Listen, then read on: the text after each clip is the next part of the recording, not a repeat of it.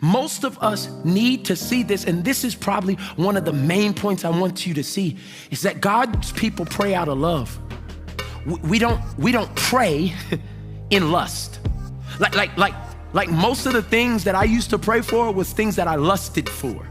Like, Lord, please, could you please make a way for me to get them new shoes, Lord? And I was desiring something instead of someone. See, the end result of prayer should be God being closer to you, not something God could provide. What if you had a relationship that was only based on what you could give the person?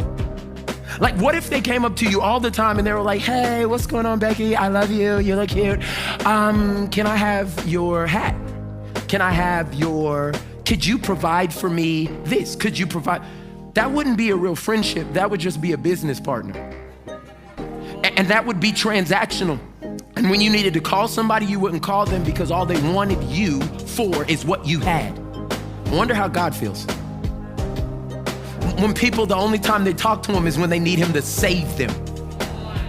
Because many times the only time we talk to God is because we've lusted for something, or maybe gotten ourselves in a wrong situation, or maybe hooked up with the wrong people, or maybe did something we weren't supposed to, or maybe didn't study for the test and we want God to somehow transfer all the information into our heads, or whatever the thing is. Like maybe we're doing that and all we want God for is what he could produce. And I'm just saying the power of prayer is talking to God because of who he is.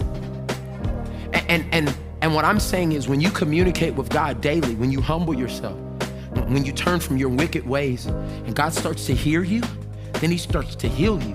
And then you start to turn the conversation from a monologue into a dialogue. And then you become a person of prayer. And I can tell you something, that there are things that I'm not qualified for, that God has allowed me to do because I have an open line of communication with the Father. He speaks to me things that I'm supposed to do that I don't even know how to do. I have 6 months of high quality Tulsa Community College education. High quality. Do you hear what I'm saying to you? Supreme. That's it. But God allows me to run a large corporation. He allows me to speak on stages to thousands of people. How do you do that? It's because I'm always talking to the one who created everything. How do I walk in rooms with CEOs and bank presidents and able to give them wisdom? Because I'm connected to the one with all wisdom. How? Oh, y'all better help me. How am